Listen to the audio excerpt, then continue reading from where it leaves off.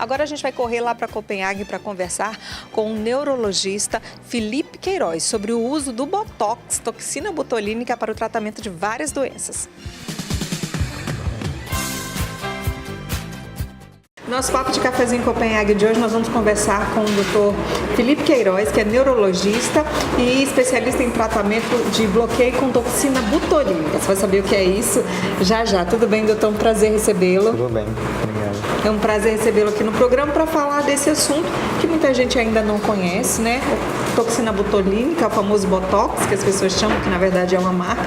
É usado, que as pessoas já conhecem, que é usado na questão estética, né, para combater rugas e linhas de expressão. É usado também na medicina para combater inúmeros problemas, não é isso, doutor? Isso, na verdade o uso da toxina botulínica, mais popularmente que a gente conhece o Botox, que é a marca mais famosa, para a parte estética ela é um pouquinho mais recente. O medicamento em si, a toxina em si, ela foi desenvolvida mais para a parte funcional no finalzinho da década de 60 e em 1989, já nos Estados Unidos, foi aprovado para tratamento de causas funcionais. Naquela época, o desenvolvimento da medicação em si, da toxina botulínica, foi feito para tratamento de estrabismo. Os primeiros estudos foram os oftalmologistas que fizeram e perceberam que essa toxina ela fazia um bloqueio da contração muscular e podia ter outras implicações, além não só do estrabismo, como na época da espasticidade, do espasmo facial, blefaroespasmo, outras condições neurológicas que estavam implicadas com a desregulação da contração muscular. Olha que interessante. Então, na verdade, foi criado para outra coisa e depois ficou mais conhecido pela estética, Isso. né?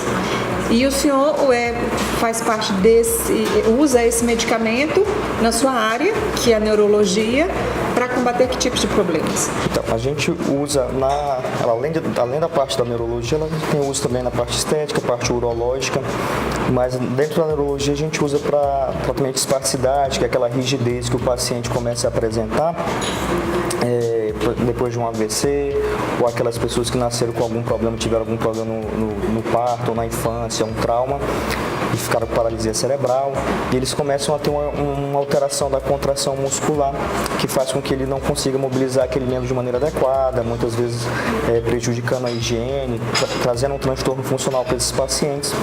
E a toxina botulínica ela tem uma indicação precisa nesse sentido para fazer a liberação desse músculo que está contraído. Fica contraído um braço, uma perna, isso. E aí você usa para isso. Inclusive ajuda para fisioterapia desses pacientes, para melhorar mesmo a funcionalidade em si deles e melhorar o tratamento também fisioterápico desses pacientes.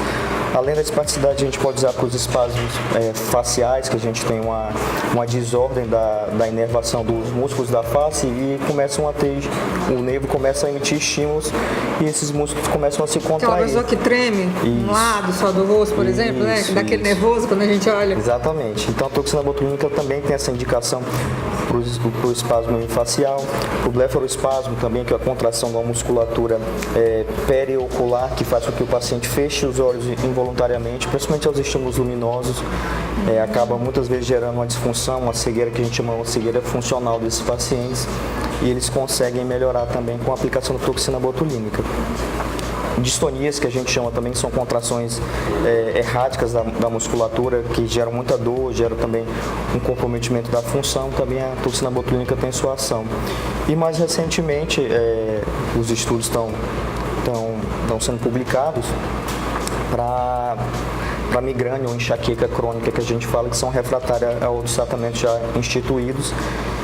Existe um benefício do uso da toxina botulínica para esse bloqueio de dor desses pacientes, muitos reduzindo os episódios de dor até 50% da dor, e quando essas dores de cabeça vêm em uma menor intensidade. Olha só que maravilha, para as pessoas que sofrem de enxaqueca, como eu, por exemplo, né? Um tratamento como esse, por exemplo, mas ele pode ser usado como primeira opção ou ele só é usado quando você já não consegue mais um resultado com os medicamentos? Então, no caso da enxaqueca com migrânia crônica, a gente tem que ter esse critério de cronicidade, que a gente contabiliza assim, como mais que 3 meses o paciente tendo 15 dias de dor ao longo do mês, e dentro desses 15 dias, pelo menos 8 dias de dor com característica mesmo de migrânia, de enxaqueca. E quando esses pacientes são refratários mesmo à medicação, que a gente lança a mão do uso da toxina botulínica até por conta da acessibilidade mesmo, que é um tratamento que acaba tendo um custo mais elevado, ele tem que ser feito numa periodicidade correta, né? Pré-determinada, aplicação mais ou menos por volta de cada 3 meses para esses pacientes. E muitas vezes a gente até precisa associar também o uso da toxina botulínica com um tratamento medicamentoso profilático. Para quem tem, por exemplo, Parkinson, doutor, que a gente já associa essa questão da paralisação com esse problema que acontece quando as pessoas, quem sofre de mal de Parkinson tem, né? Que é a questão de tremer. Também pode ser usado? Então, para o tremor em si do paciente que tem doença de Parkinson, a toxina botulínica ela acaba não tendo indicação, até porque ela também tem efeitos colaterais. Ela é uma substância que ela faz a paralisação farmacológica do músculo, reversível por um tempo que varia de 3 a 6 meses. Mas, no caso do paciente com doença de Parkinson, para aquele tremor do Parkinson não tem indicação. Porém, aqueles pacientes que têm Parkinson já de longa data, muitas vezes evoluem com dificuldade de deglutição e por conta disso eles começam a ter dificuldade mesmo de manusear a própria saliva, engolir a própria saliva e entram numa condição que chamamos de cialorreia, porque eles não conseguem mais lidar, engolir aquela saliva. A toxina botulínica acaba tendo uma implicação nesse sentido, porque a aplicação dela nas glândulas salivares pode fazer com que haja redução dessa produção de saliva e o paciente tenha um conforto melhor, não precisa ficar com pano, tem toda a questão social mesmo, o paciente poder sair na rua e não estar com pano, limpando saliva, porque ele não consegue manusear. Então a toxina botulínica dentro da doença de Parkinson ajuda nesse sentido. Doença de Parkinson e outras doenças neurodegenerativas também.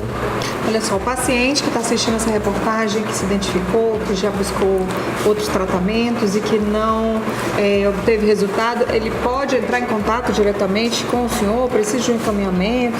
Então, esses pacientes eles podem procurar atendimento um neurologista seja capacitado, pode ser comigo, qualquer outro profissional que tenha capacitação para poder fazer. Não precisa em si de um encaminhamento. Desde que ele seja referenciado ao neurologista, esse neurologista vai avaliar se ele tem ou não indicação, se ele tem ou não alguma contraindicação para o uso da toxina botulínica em cada caso. E é um tratamento que ele faz efeito rápido? Ele tem um efeito rápido, um resultado rápido ou é um tratamento a longo prazo? Então, depende muito da condição. Qual vai ser a nossa indicação para esse paciente? Por exemplo, o paciente com migrânia crônica que a gente optar por fazer, a gente faz um tratamento a médio prazo, posteriormente ele não, com a evolução, talvez a gente não precise mais ficar reaplicando, mas a gente precisa fazer pelo menos um número mínimo de aplicações. E tem alguns pacientes, por exemplo, paciente com espasmo hemifacial, é uma condição que infelizmente vai perdurar ao longo da vida dele. E essas então vai ter que aplicações estar renovando, como a gente renova para ficar nova e bonita. Exatamente. Porque a toxina botulínica ela tem um tempo de ação, né? Isso, esse tempo varia mais ou menos de 3 a 6 meses. A gente aplica com intervalos mínimos de 3 meses, pelo menos, para evitar que o corpo da gente produza anticorpos contra aquela toxina, que é um produto biológico também. E aí, se você aplica demais, se gera anticorpos, acaba não fazendo mais efeito. Exatamente. Não é isso? Doutor Felipe, muito obrigada pela sua participação no programa. Vou deixar os contatos aqui do doutor Felipe para você que desejar entrar em contato, ter mais informações, né? Quem sabe marcar uma consulta, tentar resolver o seu problema. Obrigada mais uma vez, vamos tomar nosso café. Eu que agradeço.